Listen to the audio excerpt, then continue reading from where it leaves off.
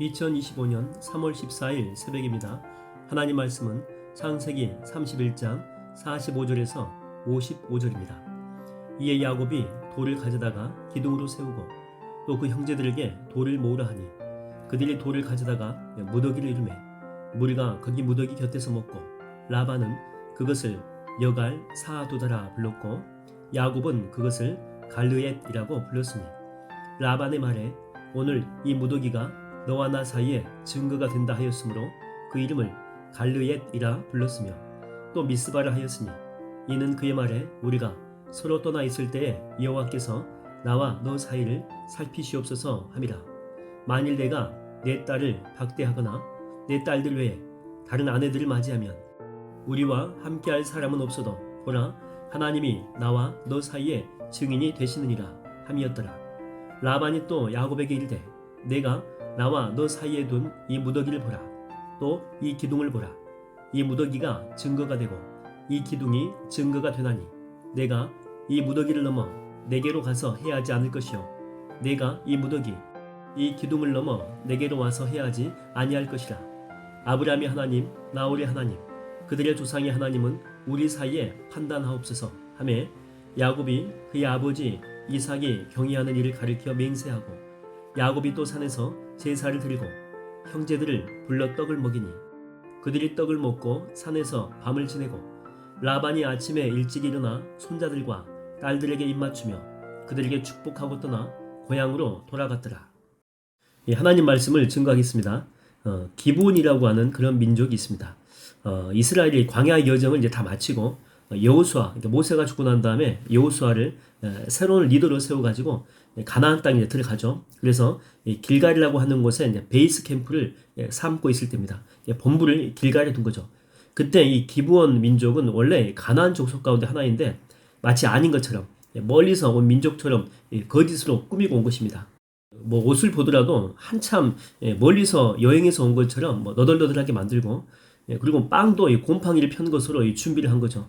그러면서 우리 민족과 하나님을 섬기던 당신의 민족 간에는 서로 해하지 말자라고 이야기를 한 것입니다. 그래서 이스라엘 민족도 그들과 그렇게 하겠다라고 약속을 하죠. 그런데 이 기브온 민족은요, 가나안 안에서도 연약한 족속이 절대 아닙니다. 나름 뭐 기백도 있고 숫자도 많고 견고한 성도 있습니다. 그리고 훈련된 군사들도 있다라고 하는 거죠. 근데 전쟁도 해보기 전에 이렇게 찾아와서 상호 불가침 조약을 맺자라고 한 이유는 바로 그 이유는 가나안 족속이 아무리 세도 그들과 함께 하시는 하나님을 보았기 때문에 그래서 하나님이 두려워서 동맹을 맺자라고 하는 것입니다. 삼촌 라반은 지금 여기까지 야곱을 따라온 이유가 뭡니까? 그냥 뭐 죽이려고 온 것 아닙니까? 뭐 야반 도주했다고 죽이려고 찾아온 거예요. 뭐 상호 불가침 조약이 오늘 본문에 나오는데 이런 이야기 하려고 온 것이 아닙니다.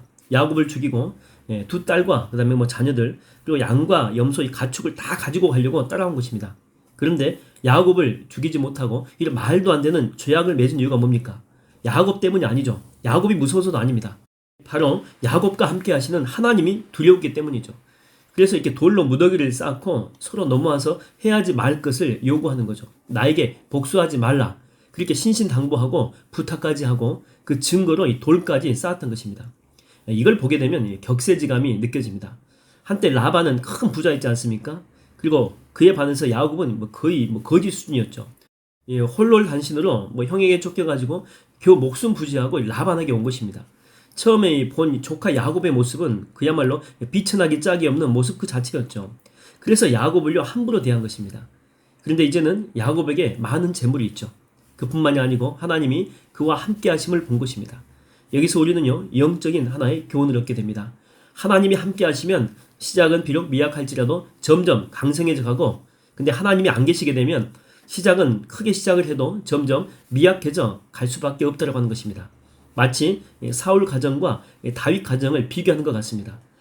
사무엘하 3장 1절에 보면 이렇게 나와 있습니다. 사울의 집과 다윗의 집 사이에 전쟁이 오래매 다윗은 점점 강하여 가고 사울의 집은 점점 약하여 가리라. 그 이유가 뭡니까? 그 이유는 사울의 집에서는 하나님이 이미 떠나버렸거든요. 그러나 다윗의 집에는요 성령 하나님이 함께 하셨기 때문에 그렇습니다. 그래서 지금 당장 미약하고 강한 것 이거는 여러분 중요한 것이 아닙니다. 지금 우리 가정에 우리 교회 그리고 우리 가운데 하나님이 계시느냐 그렇지 않는가 이게 더 훨씬 더 중요하다고 하는 거죠. 예수님 당시에 그 성전하고 초대교회 교인들 120명이 모여가지고 기도했던 또 예배했던 임시 예배처인 그 마가의 다락방을 여러분 한번 비교를 한번 해보십시다. 성전은 당대 최고의 건축물이라고 했죠. 화려하기 정말 그지없습니다. 세계 각국에서 구경할 정도로 위험도 대단하고 또 순례객들이 문전성시를 이룰 만큼 사람들이 정말 끊임없이 방문하는 곳이었죠. 그런데 그런 곳이 하나님이 계신다라고 하는 지성소가 있는 성전이 어떻게 됩니까? 강도의 소굴이다 그렇게 이야기하지 않습니까? 그 이유를 뭐라고 하죠? 만민을 위해서 기도하는 집이다. 그러니까 기도가 사라졌다는 거예요. 기도가 사라지니까 하나님의 영이 함께하지 않는 것입니다. 하나님의 영이 함께하지 않기 때문에 그는 성전이 아니고 그냥 건물에 불과하게 된 것이죠. 심지어 강도의 소굴이 돼요. 그런 후에 나중에요 다 무너져 버리잖아요. 근데 마가의 다락방 보십시오. 그냥 다락방입니다. 그리고 성전에 모인 숫자에 비하게 되면 사람도 작은 숫자예요. 그런데 그곳은 기도가 넘쳐나는 성령 충만한 교회였습니다. 그랬더니 보십시오.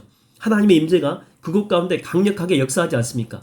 그래서 교회는 순식간에 3,000명도 모이고 5,000명도 넘어서고 엄청나게 큰 부흥을 경험하게 됩니다. 여러분, 이 차이는요 기도에 있고 없고의 차이입니다. 기도가 있다라고 하는 것은 무엇을 의미하냐면 그 교회는 성령의 역사가 있고 성령의 충만이 있고 살아계신 하나님이 함께 하신다라고 하는 영적인 사인이다 라고 하는 것입니다. 그 교회는 살아있다는 거예요. 그 가정 또한 살아있다라고 하는 것입니다. 여러분, 비록 현재 여러분이 연약할지라도 걱정하지 마십시오.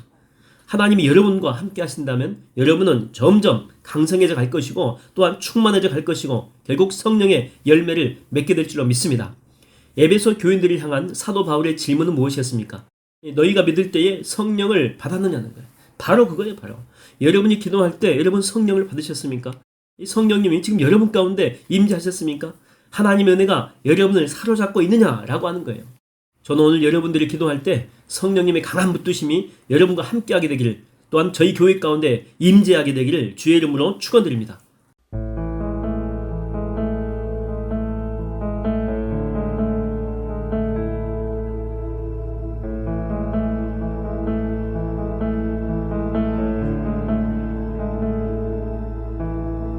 허무한 시절 지낼 때 깊은 한숨 내쉴 때 그런 풍경 보시며 단식하는 분 있네. 고와 같이 너희를 버려두지 않으리. 내가 너희와 영원히 함께하리라. 억눌린 자 갇힌 자 자유함이 없는 자 피난처가 되시는 성령님 계시네. 주의 영이 계신 곳에 참 자유가 있다네. 진리의 영이신 성령이 오셨네.